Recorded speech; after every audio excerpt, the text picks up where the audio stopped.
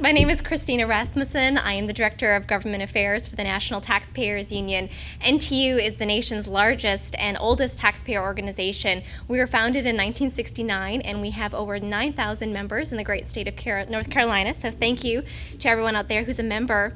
Before I get started today on my conversation about tax reform, I'd like to point out two things for folks. If you go to ntu.org, there is information on the spending promises put forth by McCain and Obama.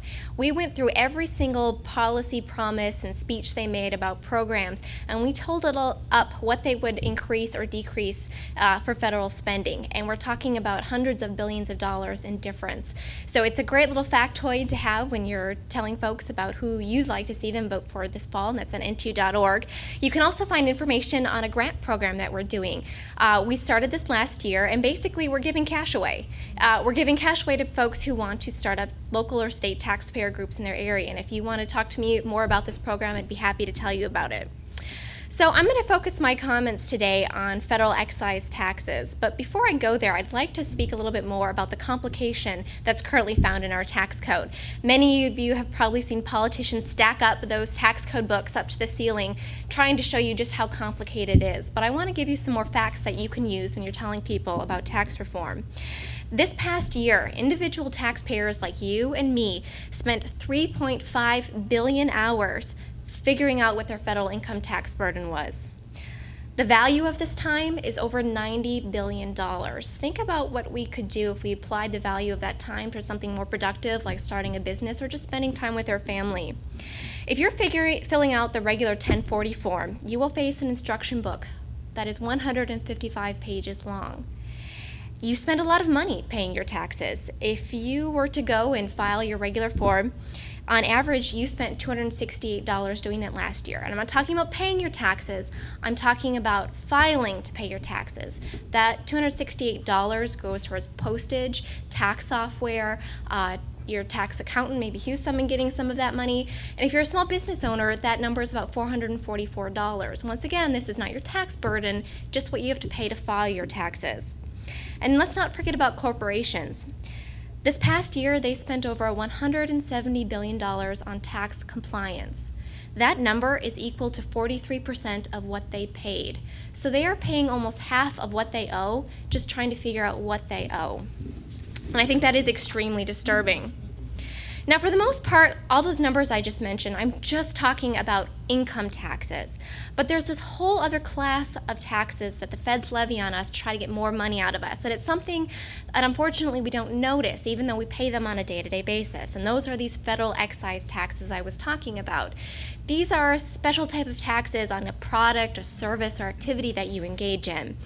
And we need to keep them in mind when we're talking about tax reform. So to better tell you about these taxes, I'm going to walk you through the ordinary day in the life of taxpayer Jane and taxpayer Joe. These are ordinary middle-income class folks, and we'll see how they're paying all these taxes, and they may not even know it.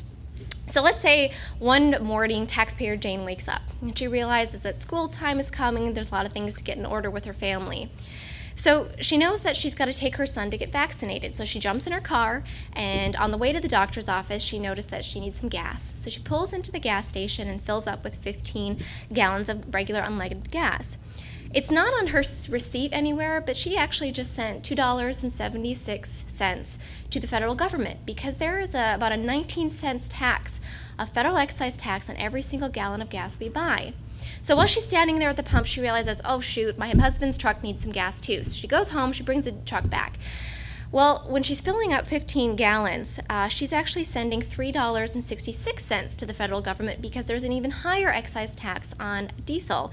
It's about 25 cents per gallon. And while she's standing there at the pump, she remembers the special $3,000 gas guzzler excise tax she had to send to the federal government because some bureaucrat thinks that their truck doesn't get enough mileage per gallon. So she fills up the gas in the cars and she finally makes it to the doctor's office. And there's actually a 75 cents per shot tax on vaccinations. And I think this is pretty incredible that the government is telling us to vaccinate our kids, but oh, by the way, we're going to tax you while you're at it. So you don't really have a choice, and then we're going to take some more of your money. So she picks up her phone to call her best friend, and she's kind of, in a complaining mood. And while she picks up her phone, she remembers that there is a 3% excise tax on all telecommunication services. This is that pesky tax that's been around since 1898, known as the Spanish-American War tax. It was levied as a luxury because telephones at the time were a luxury. That tax is still on the books. Yes, the IRS a few years ago decided that they weren't going to keep collecting those taxes and you could actually get a refund, but it's still on the books. And the second that a new president wants to start levying that again, they can. So taxpayer Jane is kind of wondering why the federal government is taxing her family for the privilege of staying healthy and getting her family where they need to go and just talking with friends. So meanwhile, let's go back to taxpayer Joe. He wakes up and he decides that he's going to take it easy today. He's got the day off. He's a gun enthusiast, so he is going to go look into purchasing some new guns. When he arrives at the gun store, he finds out that the federal government takes 10% of the purchase price for pistols and revolvers. If you buy other weapons or any ammunition, they want 11% of that cost. Okay, that's a little steep, so maybe he'll lay off guns in favor of another hobby. So he looks at archery. If you purchase a bow and arrow, the federal government wants 11% of the purchase price. This is in addition, keep in mind, to the sales tax. If you buy quivers or points for that archery set, 11%. And 40 cents per arrow shaft, let's not forget that. Taxpayer Joe is a little put off by all these taxes, so he decides to take a trip. We'll say he's going to visit his cousin, taxpayer Bob, in another state, a few states over. So he starts looking at plane tickets. And while he's on, let's say, Expedia.com, he notices that federal taxes make up anywhere from 16 to 26% of the ticket price. There is a federal ticket tax, a federal flight segment tax, the federal security surcharge, and a commercial jet fuel tax. Taxpayer Joe is just thankful he doesn't have any cousins in other countries, because if he wanted to fly to visit them, he'd need to pay an international arrival tax, international departure tax, a customs tax if he brought too many gifts home for taxpayer Jane, and there's even a frequent flyer tax and a cargo waybill tax. So he bites the bullet and buys the ticket to go visit his cousin. And off he goes later that week. And so he and taxpayer Bob want to go fishing. You know, it's kind of fun way to catch up with the guys. And they have some motor problems, so they need to go to the fishing store and buy some new equipment. The federal government charges a 3% tax on the cost of your electric outboard motor. And there's a 10% charge for any sport fishing equipment. So they buy what they need and they go fishing, and after a long day, they kind of want to take it easy. So they're going to have a party. So he goes to buy some alcohol and tobacco. And while he's there, he notices that every can of beer has a 5-cent federal excise tax. For every bottle of wine he consumes, he sends the feds 31 cents. And he's just really glad that taxpayer Jane is along because she likes champagne, and every bottle of champagne costs 67 cents. He's really getting mad when he notices that every single bottle of distilled spirits, you have to send the Fed $2.14. He also picks up a few packs of cigarettes, 39 cents each. Congress tried to raise this by 156% last year, and he also grabs a few cigars, a nickel. Congress tried to raise that by 20,000% last year to $10 a cigar. Taxpayer Joe shakes his head. He doesn't understand why the government is trying to tax him when he hangs out with friends, has a good time, but they sure seem to be doing a good job of it. So now I've got 3 questions for you folks. I just rattled off a bunch of federal excise taxes. Raise your hand if you knew every single one of those taxes existed. Nobody? Have I convinced you that the federal government likes to nickel and dime us? Yes? I hope so. I hope so. And have I convinced you that we need to think about more than just federal income taxes when we talk about tax reform? I hope so, because they're there and they're taking our money and we're not even noticing it. So tonight we've heard a lot of big ideas, the fair tax, the flat tax, but these focus mainly on income taxes. Do not forget that federal excise taxes are out there. So here are some principles to keep in mind when we're talking about tax reform if we want to target these excise taxes.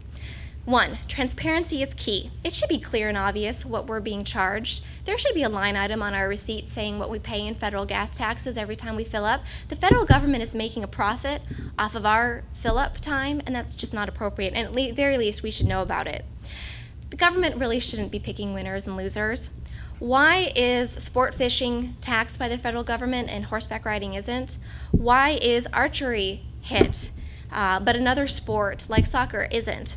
The government shouldn't be deciding what is good and good not behavior with excise taxes when there really is no difference between it.